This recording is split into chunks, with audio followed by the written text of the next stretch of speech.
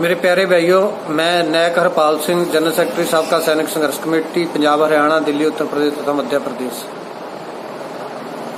मेरे प्यारे भाइयों, मैं आपको आज एक महत्वपूर्ण जानकारी देना चाहता हूं, जहां आप जी कह लीजिए आपको सावधान करना चाहता हूं, वार्निंग देना चाहता हूं। और आपने इसके ऊपर अपना ध्यान नहीं दिया तो आपको इसके बहुत बुरे रिजल्ट जो है वो भोगने होंगे। तो इसलिए मैंने आपके लिए ये वीडियो बहुत सोच समझ के बना रहा हूँ, तो कृपया इसको सुनिए। अगर आपके साथ वीडियो के बताए मुताबिक कुछ गलत हुआ है तो हमें इन्फॉर्म कीजिए, लेकिन इसको ध्यान में जरूर रखिए और अपना जो है सावधानी बरतें और जो है इन चीज़ों के ऊपर ध्यान दें कि कहीं आपके साथ भी ऐसा कुछ हुआ तो नहीं है। तो मैं शुरू करता हूँ ECHS का मामला। तो भाइयों, मैंने अपने पंजाब में बहुत सी जगह से केस देखे हैं, मेरे पास बहुत से लोगों ने फ़ोन करके बताया भी है, लेकिन सबसे बड़ी बीमारी है जो हमारे जवानों में वो है कि हम आगे आने के लिए तैयार नहीं है, हम आगे आकर के कुछ बोलने के लिए तैयार नहीं है। तो ECHS में अरबों के घोटाले चल रहे हैं और ये अब नहीं हुआ, ये पहले से चल रहा है और तकरीबन सभी को मालूम भी है, लेकिन फिर भी आंखें बंद किए हुए हैं।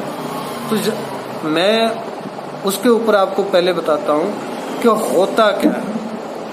हम क्या है कि हमारे काफ़ी बुजुर्ग हैं जो अस्पताल में एडमिट होकर के चले जाते हैं, वहाँ पे हॉस्पिटल में दाखिल हो जाते हैं, वहाँ पे 7, 8, 10 दिन रहते हैं वहाँ पे हॉस्पिटल के अंदर। उनको खाना खिलाया जाता है, उनको रखा जाता है वहाँ पे।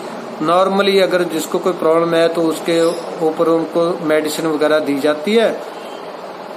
तो नॉर्मली बुढ़ापे में क्या होता है, दर्दें तो नॉर्मली होती ही हैं, तो नॉर्मल मेडिसिन दी जाती है और उसके बाद 10 दिन के बाद जब रेस्ट करके आदमी आएगा तो एकदम उसको लगेगा कि मैं कुछ ठीक हूँ।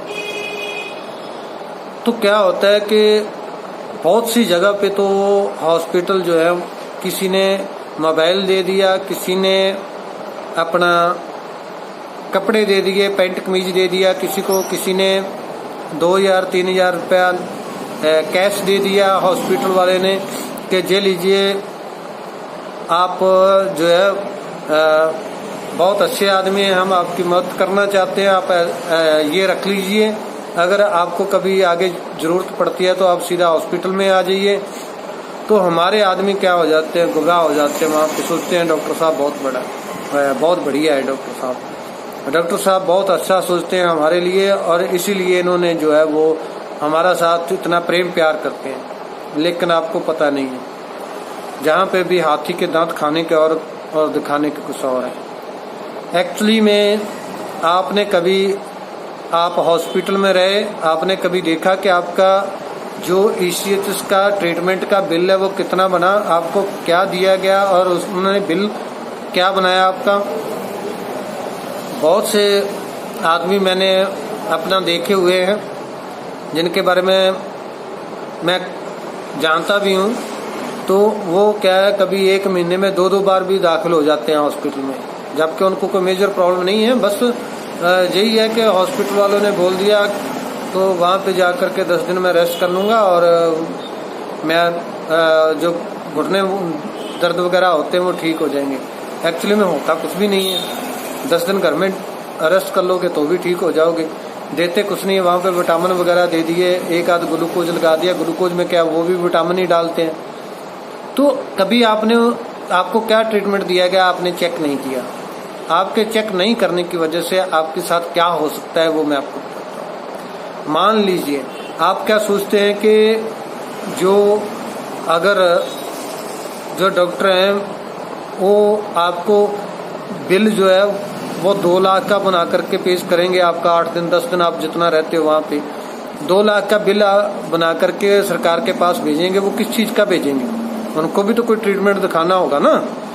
तो अगर मान लीजिए आपका उन्होंने वहाँ पे दिखा दिया, आपने कौन से डॉक्यूमेंट चेक किए, उन्होंने दिखा दिया आपका कि आपको पित्त की पथरी थी। आपका जो पित्त है वो आपका उन्होंने निकाल दिया। ठीक है जी, वो निकाल दिया। वो निकाल तो आपका एक्चुअली में तो नहीं निकाला है, ग्राउंड पे नहीं निकाला है, लेकिन जो है कागजों में वो आपका निकाल के दे दिया। ठीक है, उसका बिल उन्होंने क्लेम कर लिया। आपने वहां पे हॉस्पिटल में साइन भी कर दिए। ठीक है जी, उसके बाद क्या हुआ? उसके बाद मान लीजिए 6 महीने, साल, 2 साल के बाद एक्चुअली में आपके पित्त में पथरी बन गई और आप हॉस्पिटल में एडमिट हुए और वहां पे आपका पता चलेगा, जब जाएगा बिल तो वहां पे पता चलेगा आपका तो पित्त पहले ही निकाल रखा है, तो अभी किसका निकाल दिया भाई? अब अभी आपका वो कैसे निकाल दिया? क्या एक आदमी के अंदर 2 पित्त तो नहीं होते ना? तो क्या होगा? आपके उसके ऊपर साइन है, आपके ऊपर 420 का केस होगा। बोलेंगे कि भाई आपने या तो किसी दूसरे का ट्रीटमेंट हॉस्पिटल में करवाया है, हॉस्पिटल को भी गुमराह किया, फौज को भी गुमराह किया है, आपने गलत बेनिफिट लिया है, तो क्या होगा? केस आपके ऊपर दर्ज होगा, 420 का केस आपके ऊपर चलेगा। और जब हम कार्ड बनवाते हैं उसमें होता है कि हम अगर फ्रॉड करते हैं तो हमारा कार्ड कैंसिल जो है वो सरकार कर सकती है, तो आपके कार्ड कैंसिल होंगे। साइन तो आप करके आ गए ना। तो अभी जो है ऐसे बहुत सारे केस निकलेंगे, जैसे इंक्वायरी चलेगी ऐसे बहुत सारे केस निकलेंगे जिनके कागजों में ऑपरेशन कर रखे हैं और ग्राउंड पे कुछ नहीं हुआ। ग्राउंड पे वो 5-7 दिन 10 दिन लगा के हॉस्पिटल में आ गया कि ठीक है जी, खाना पीना मिल रहा है, रेस्ट हो रही है, तो घर में पड़ा क्या करूंगा। वहां पे 2-4 हज़ार रुपया मिल गया, कुछ कपड़ा लत्ता मिल गया और जो है वो किसी को मोबाइल दे दिया। तो इन चीजों के लिए आप जो है, आपको पता है आपकी इन बातों की वजह से ही जो है हमें और हमारे परिवार को दवाई नहीं मिल रही है। जो दवाई मिलनी चाहिए तो वो नहीं मिल रही है। अरबों रुपए के बिल जो है फेक गलत बिल बन करके पास हो रहे हैं और वो जब पैसा ही नहीं है तो आपकी दवाई कहाँ से मिलेगी। लेकिन क्या है, वो खा कौन रहा है? आप नहीं खा रहे हो, वो खा रहे हैं बड़े बड़े हॉस्पिटल, बड़े बड़े उच्च अफसर जिनकी मिली भगत से सब कुछ हो रहा है। आपको तो पता भी नहीं है, आप लोग तो एक छोटा सा मोहरा हो उनकी, जिनको ये भी नहीं पता है कि हमारा इस्तेमाल कहाँ हो रहा है। तो भाइयों, मैं आपको इसके बारे में आगाह करना चाहता था। आप कभी भी एडमिट होते हो हॉस्पिटल में, आपको जाते ही हॉस्पिटल वाले अगर बिल साइन करने के लिए देते हैं तो आप जिस दिन भी, अगर मान लो पहले दिन नहीं दिया तो दूसरे दिन दे दिया, तीसरे दिन दे दिया, आपको बोलेंगे साइन करो। आपने क्या करना है कि जिस दिन आपसे साइन करवा रहे हैं साइन करो और नीचे उसका डेट डाल दो। मान लो जैसे आज 29 तारीख है तो आप डाल दो 29 से 2020, तो तब देखेंगे इनका बिल कैसे पास होता है। बोलेंगे डेट नहीं डालो, उनको बोलो भाई मैं डेट आज साइन कर रहा हूं तो आज की डेट डालूंगा ना, तो इसलिए डेट जरूर डालना है। और दूसरा, बिल जरूर चेक करो आप जब भी हॉस्पिटल से निकलते हो। आपकी जो अनगैली है, जो आप ये लापरवाही कर रहे हो, उसकी वजह से आपका और आपका परिवार खतरे में है। इसमें जान का खतरा भी है। जब आगे दवाई नहीं मिलेगी, आगे ट्रीटमेंट नहीं मिलेगा आपको ठीक से, तो आपका जो है वो जान का खतरा है इसमें।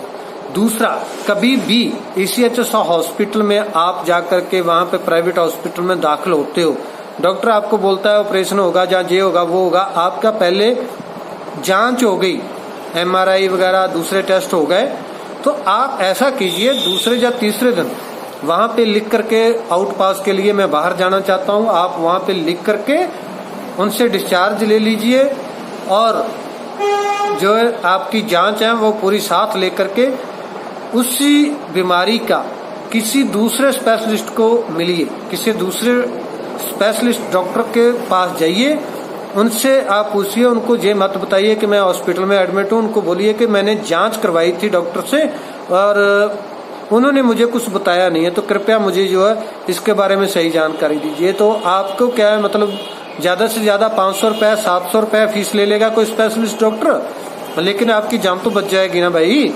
तो क्या करो, आप एक नहीं 2 जगह पे मान लीजिए 1000 रुपया भी फीस होगी किसी ज्यादा से ज्यादा डॉक्टर की, तो आपका 2000 रुपया लगा। आप उनसे ओपीडी में जाकर के परामर्श लीजिए। अगर वो आपको बोलता है कि आपका, दोनों डॉक्टर बोलते हैं कि आपका ऑपरेशन जरूरी है, कोई और ट्रीटमेंट नहीं है, कौन सा वो ट्रीटमेंट आपको बताते हैं, फिर आप आकर के विचार कीजिए कि मुझे करवाना चाहिए नहीं करवाना चाहिए। आपको आधे केस ऐसे मिलेंगे जो ईसीएचएस के थ्रू, जो प्राइवेट हॉस्पिटल है, वो आपको ऑपरेशन के बारे में बता देंगे कि ऑपरेशन होगा, लेकिन आप बाहर जाकर के बात करोगे तो वो बोलेंगे कि इसमें दवाई ही काम कर जाएगी, दवाई से ही काम चल जाएगा, आपको ऑपरेशन की जरूरत नहीं है, जहाँ कोई अल्टरनेट कोई और ट्रीटमेंट बता देंगे। तो ये भाई आप बच के रहो और सावधान रहिए। बिल्कुल ये मत सोचिए कि मेरा ट्रीटमेंट फ्री है, डॉक्टर मुझे दे रहा है, तुम जो बोल रहे हैं मैं आंखें बंद करके साइन कर रहा हूँ, सरकार का पैसा जा रहा है। नहीं, पैसा आपके अकाउंट से ही जा रहा है, आपके फंड से ही जा रहा है। फिर आप जैसे अभी दवाई नहीं मिल रही तो पूरे इंडिया में लोग रो रहे हैं, तो रोएंगे ही। क्या होगा, खा रहे हैं बड़े बड़े उच्च अफसर, जबकि शिकार हो रहे हो आप खुद। तो इन बातों के ऊपर जरूर सोचिए, विचार कीजिए। अगर कोई कमेंट है जहाँ कोई आप बात इसके बारे में बताना चाहते हैं तो हमारे नंबर ऊपर फ्लैश हो रहे हैं, तो कृपया आप उन नंबर पे हमें कमेंट कीजिए, यूट्यूब पे कमेंट कीजिए, जहाँ व्हाट्सएप पे वो नंबर ऐड करके वहाँ पे आप हमारे साथ बात कीजिए कि क्या ये बात सही है या क्या है, आपने विचार की। धन्यवाद, जय हिंद। सबका चैनल में आप सबका तहे दिल से स्वागत है। आप हमारे चैनल को सब्सक्राइब बटन दबाकर सब्सक्राइब कर सकते हैं। नोटिफिकेशन घंटी दबाने से आपको हर नए वीडियो की जानकारी YouTube ऐप पर तुरंत मिल जाएगी। पूर्व सैनिकों से संबंधित सही जानकारी प्राप्त करिए। YouTube के ऐप पर घंटी दबाइए और हमारे नए निराले वीडियोस का आनंद उठाइए।